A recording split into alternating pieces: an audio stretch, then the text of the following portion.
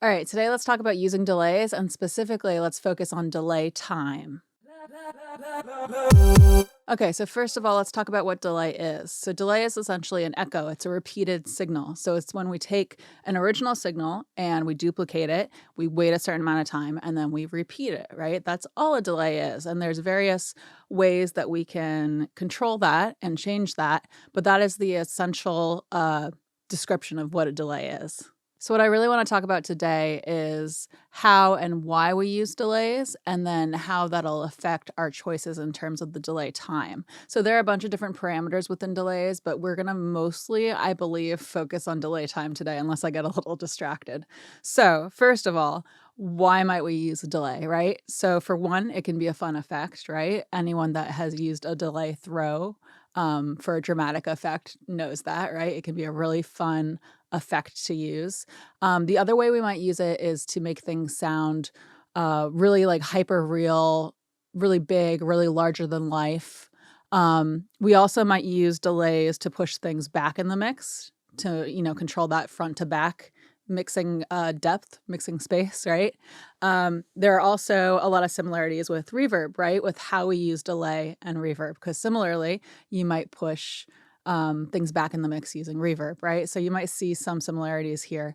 Sometimes people use delay to kind of give a sense of space, right? And actually some mixers, I know some very successful mixers that prefer to use delay instead of reverb to give a sense of space, right? It's just another tool. It works a little bit differently. It does a slightly different thing, but it's another way that you can give that sense of space, add to that sense of space, right? We might use delays to create like a fake double effect. So we might use it to create something that feels like a double, like as if we tracked a double, just, more synthetic, right?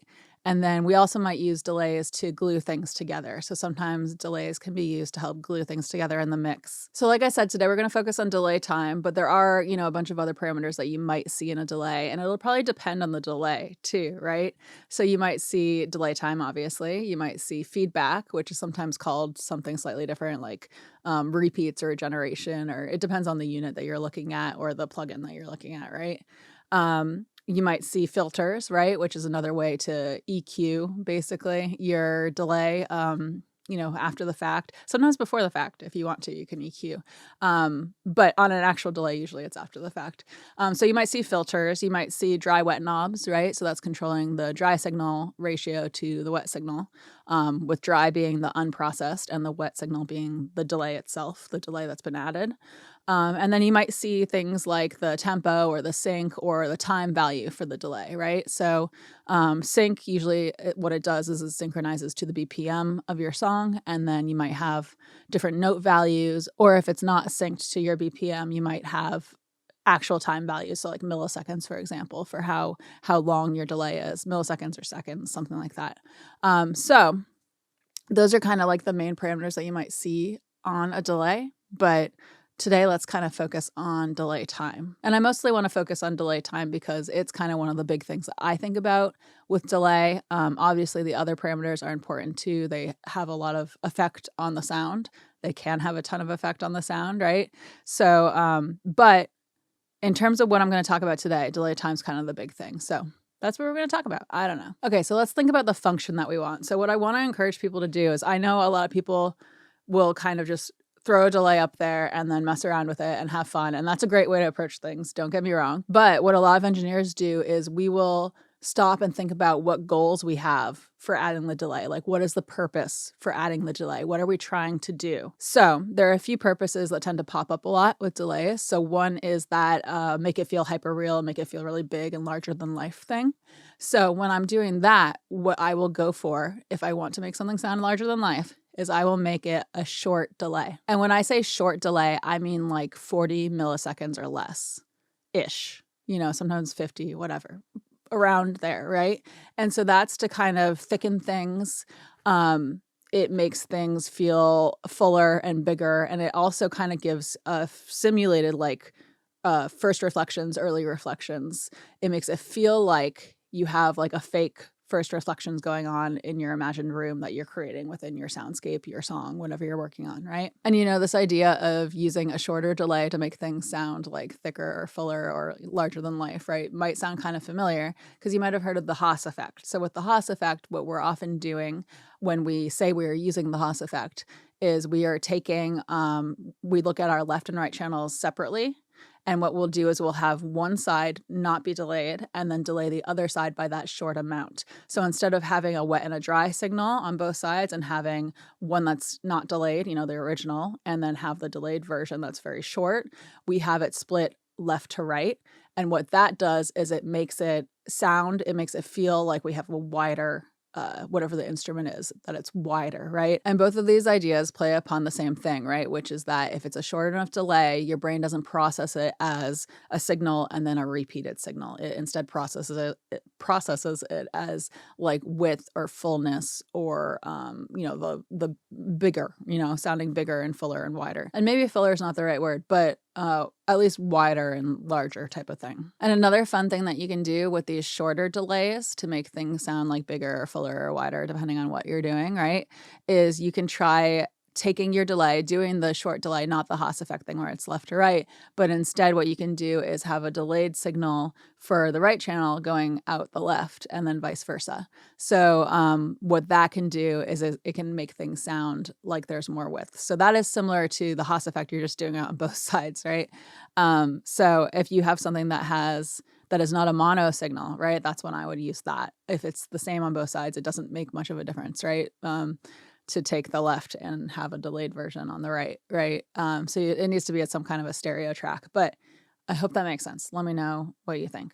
And if you're following along and trying these things, it's good to listen to these things and think, like, is my whatever I added this to fitting better in the mix? Is it standing out? Is it sounding bigger? Is it sounding fuller? Is it distracting? Is it blending in the way I want it to blend in? Just think about all these things as you try these things. Now, the next goal that I want to talk about is making a synthetic double, right? So if you're trying to kind of just double things up, what I would do is I would do a delay time of about 50 to 100 milliseconds. So that creates, what we might call a slap back or a double effect. And, I say 50 to 100, but it's like an ish thing, right? So some people will call something a slap back delay when it's in the low hundreds as well, right? So it does depend on who you ask and stuff. There's some variation what people say, but it's the general idea, right? Like short, medium, long delay time and the goal that you're going for. So if you're trying to do like a double or a slap back effect, I would go for like 50 to 100, 110, 120, something like that, right? Now, as we get into the longer delay times, right, we're getting more into the zone of like you're using it to glue something into the mix, or you're using it to push things farther back in the mix, or you're using it for an effect, for example. So, for example, if you're trying to glue something together, right, you might have a longer delay time that's then blended in with the tempo of the track, for example. So you might use that sync button on your delay and blend it in with the tempo, and then have that function as a sort of glue. And if you don't understand what I'm talking about, I would try it and see how that feels when you have something set to the tempo versus not, right? And have something that's a little bit longer versus very, very short, right? And there are formulas that you can do. There are also apps that you can use. I think I have one on here for figuring out what a delay time is relative to the BPM of a song. Let me see if I can figure out what my app was. I always forget and have to go searching for it. Oh, here. This is what I'm using. It's called Delay and Reverb Time Calculator. Delay and Reverb Calculator. This is it. I don't know if you can see this, but I can put a image of this up on the screen, and you basically just enter your BPM and then it'll give you different values for the notes and stuff. But there are also calculators you can use. To be honest, I hardly ever use this. What I do is I usually have a plugin that has a sync button and I sync it, and then it allows me to just choose the note, right? So that's what I usually do. But if you want to be really thorough and nerdy about it, then the thing to know is that there are apps out here and there's also a formula you can use. So if you do 60,000 divided by the BPM, what that gives you is your delay time in milliseconds for a quarter note. And so if you know that, right, you can then modify that based on the note value you want, right? So if you divide it by 2, you'll get an eighth note, right? Quarter note, eighth note. If you multiply it by 1.5, then you'll get a dotted note. And if you multiply it by like 0.66666 or whatever, 0.667, right, then you'll get a triplet note about. So that's something to keep in mind if you care. You can also just use the sync button usually. And then the other thing to keep in mind is depending on the style of music you're doing, you might choose a different note value, right? So like triplet notes are very common in certain styles of music. They're also very commonly used to like glue things together. I would at least try it, you know, if you're just because your song might not be using a ton of triplets doesn't mean that a triplet delay value might not be good. Okay, so back to our functions, right? So I think the other function that we haven't really talked about yet is pushing things back in the mix, right? And this might be kind of obvious to people. I know people usually are very aware of this with reverbs, right? It's like the more reverb you use, the more back in the mix it becomes. But similarly, you know, if you're using longer delays, especially with a ton of feedback, and then with your dry to wet ratio set so that it's a ton of wet and not as much dry, then it's going to push things farther back in the mix. So I would try that out. If you haven't tried that out, experiment with that if you have not experimented with that. Okay, so that's about it for what I wanted to say in terms of goals and using delays and how delay time is affected by that. But I wanted to mention a couple other things. So one thing is the idea of adding a few tracks for delays to your template. So a lot of people will already have like reverbs built into their template, a master fader built into their template. I have that, and then I also have like click track and talk back built into my template.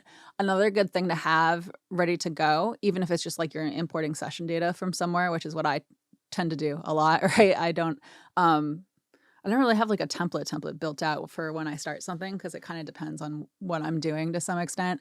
But I will import data all the time, import session data. I use it the same way as people use templates, right? So if you have a few delay tracks ready to go, you could have those started and then really quickly use them as needed, right? So one of the things we talked about with the different goals is like a short, a medium, and a long delay time, right? Depending on the goal you have. If you want it to sound bigger and wider, you might have a short one ready to go. So for your tracks or your template or whatever you're doing, you might want to have a short, a medium, and a long, right? So you might want to have a short one that is for, you know, widening things, making things sound bigger and I don't know if fuller is the right word, but make things sound like larger than life, right? So you might want to have one that's like, you know, 0 to 40 milliseconds ish, maybe up to 50 milliseconds. You know, you get to choose what the actual delay time is. That's the cool thing. You might have like a medium one that's like 50 to 100, maybe up to 200. You know, it depends on what your where you want the line to be for like your medium delay, and it depends on what feels right for you and the style of music you're doing and the tempo of the music you're doing, right? That'll all depend. And then you might want to have one ready to go that's more of a long delay, right? So maybe like couple hundred milliseconds and above, right? Up to like 500, or it depends on what you're doing, right? So I would try playing around with that if you have not already, and see if there are certain ones that you tend to reach for, and then have that be on your template or in your session data that you tend to import. And that's it. I figured I might show you a few of the delay plugins that I like to use like all the time.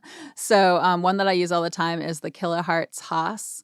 So I know I've mentioned this in other videos, but it's this, the Kilohertz is the brand, and then the Haas plugin. And so what this is it makes it much easier to just create the Haas effect. You can also do it with like the stock delay Pro Tools plugin. I use that one all the time too.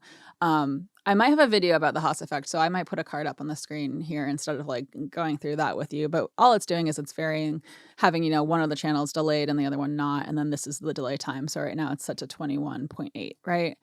I like this, the H delay by Waves. I use this a lot when I want a delay that has like a ton of character that's more of like a personality in the mix, if that makes sense. Same thing with Tape Echo. This one has some pretty cool like vintage vibes and stuff.